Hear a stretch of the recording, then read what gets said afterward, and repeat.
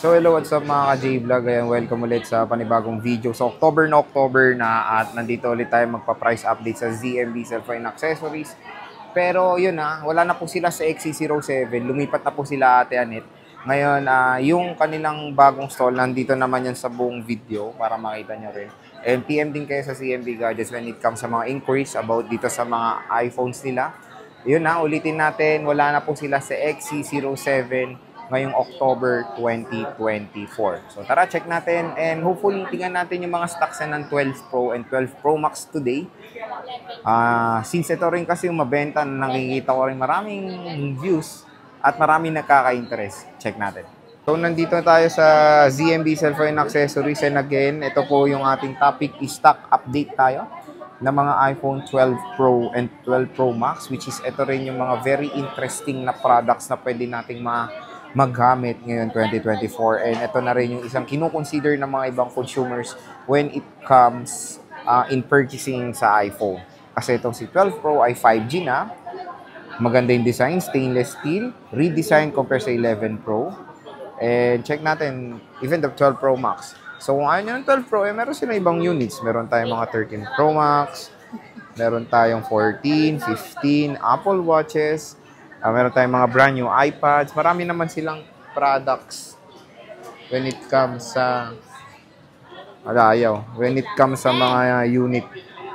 So again, ayan, meron tayo ditong inclusion dito na basic package with charger, AirPods, case.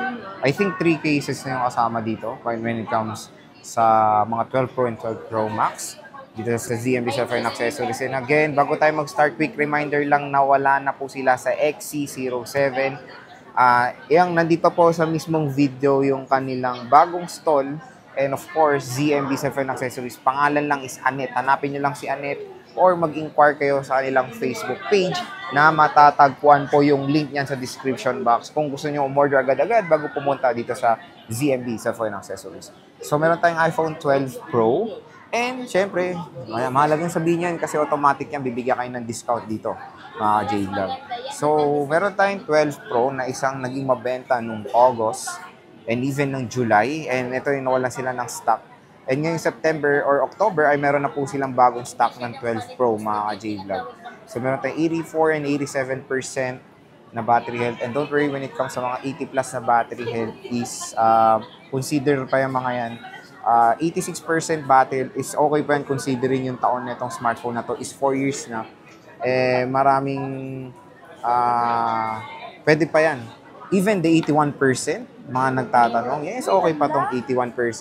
Sasabihin is, na lang, konting kembot. Yes, even yung mga, tawag dito, mga service na 79, okay pa yan, mga J-Vlog. 79, 78, as long as yung unit nyo is working properly. Hindi, kasi pag may problem yung battery, isang makikita nyo pag may problem na yung battery or palitin na, unang-una, napansin ko yan nung may isa akong iPhone na ganyan yung 7 Plus. Unang-una, pag nag-i-scroll kayo, ganyan pa lang, na tumatalon-talon na, alam mo yung parang DVD, ayan, tumatalon-talon. Even pag nag-i-scroll ka sa settings ng ganito, pag nag-i-scroll, nakita ko sa inyo. Ganyan, di ba? Pag medyo tumatalon-talon na ng ganyan, ibig sabihin there's a problem na sa battery, lalo na pag yung battery nyo nasa service na. And yung paliting battery, I think nasa 70, mga ganon, 71. Pero 81, matagal pa yan. Tagal nyo pa mga gamit yan, taon pa yan, matik yan. Meron tayo 87, 84. Kaya don't worry when purchasing mga 80 plus na mga battery health. Kasi, 4 na taon na to, 80 plus is still considerable yan, ma. Considerable pa yan. Yan, yung dati nyo. 84, 87, 86. Mga Pacific, meron tayong gold na puro 80 plus, which is okay yan. Kaya huwag kayo mag-alala. And pwede nyo i-3U tools din kung meron kayong doubt din sa unit. Pwede nyo makita doon kung may palit. Pwede nyo rin makita doon kung ilang beses na rin na-charge yung unit. And kung tugma doon sa battery health, yung charging times ng unit. So, ayan. Okay na okay yung 12 Pro. Marami pa rin nagkaka-interest dyan. Meron tayong 3 Pacific, 2 to black and gold. And I think meron pa silang mga iba doon na color gold and Pacific na iPhone 12 Pro. So, ayan. So, meron tayong 12 Pro, 24.5 to. Yung 256 is 24.5. Ayan. Meron tayong 128 gigabytes, 22,000. Tapos, less cashback nyo pa yan. Papalo na lang ng 21.5 ang iPhone 12 Pro. Again, 128 is 22,000. 256 is 24.5. Mag-open tayong isa. Siyempre, pag nagbablog din tayo, kailangan din alamin nyo rin kung maganda pa yung unit, di ba? Siyempre, dito sa ZMB Cellphone Accessories, 100% legit ang mga units dito. And even yung mga ibang kino-content ko na iPhone ay galing dito. Kaya makikita nyo proven and tested na rin lahat ng mga units na galing sa ZMB Cellphone Accessories. Pero nagpo-provide pa rin sila ng mga warranty. Pag merong mga cases na nagkaroon ng problem yung unit, meron po kayong warranty sa mga units nyo. 7 days replacement warranty for factory defect, and meron silang lifetime service warranty. When it comes sa lifetime, pag nagka-problem yung unit, pwede nyo agad ipunta dito. Pag nagkaroon ng problem yung parts, yun lang parts ang inyong i-shoulder, pero yung service or yung labor sa kanila yun, kumbaga. So, meron tayo ditong mga battery health na 86%. Tulad nga yan, is okay yan. Try natin yung camera rin. And low bat. Sakto. Na low bat. Open tayo isa pa. Ito, naka-open. Check natin yung camera. Camera itself, napakalinaw. Ayan, napakalinaw ng 12 Pro. Meron tong telephoto lens, optical zoom na 2 times. Hanggang 10 times digital zoom.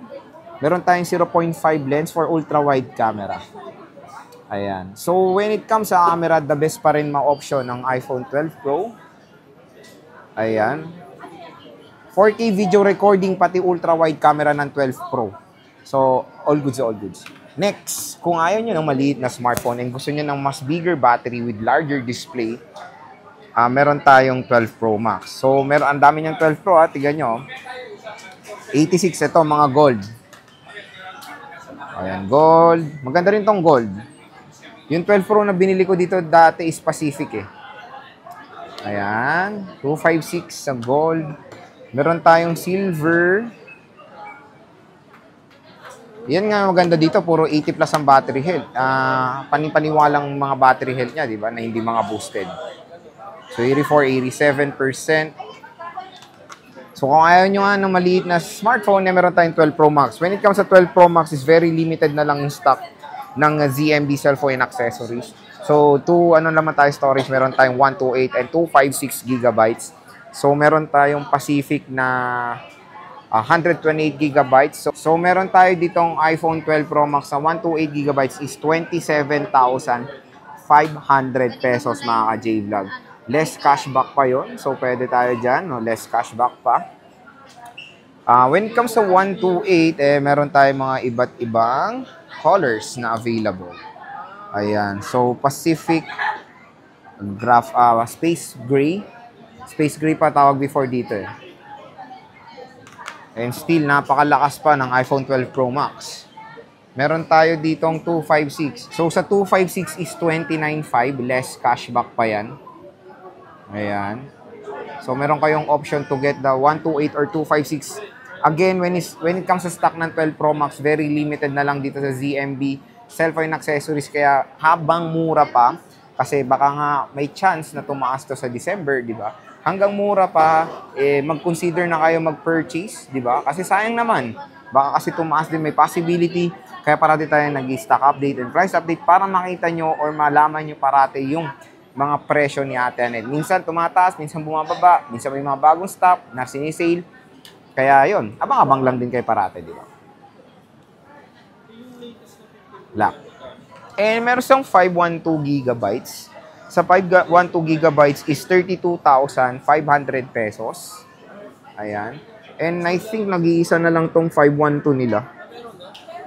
Yes, nag-iisa na lang. Marami sila 12 Pro na 128 na color black. Pero meron sila ditong nag-iisa na 512 gigabytes na iPhone 12 Pro Max. So, check natin para mapusuan nyo screenshot na agad, di ba? Ayan. Camera, check din natin of course. Oh, di ba? Malinaw pa ang camera niyan. Don't worry guys, okay na okay pa. I-consider din i-purchase ang 12 Pro Max. 512 gigabytes, recommended to sa mga consumers na lalo na for making contents. Ayan. Power hungry when it comes sa photography or multimedia. Ayan. Pwedeng-pwede pa naman. Sobra-sobra pa tong 512.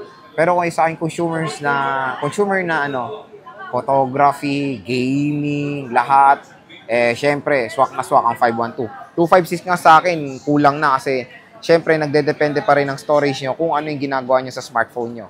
Kung casual users, pwede ang 128. Hardcore user, 256 is minimum. 512 is the best option.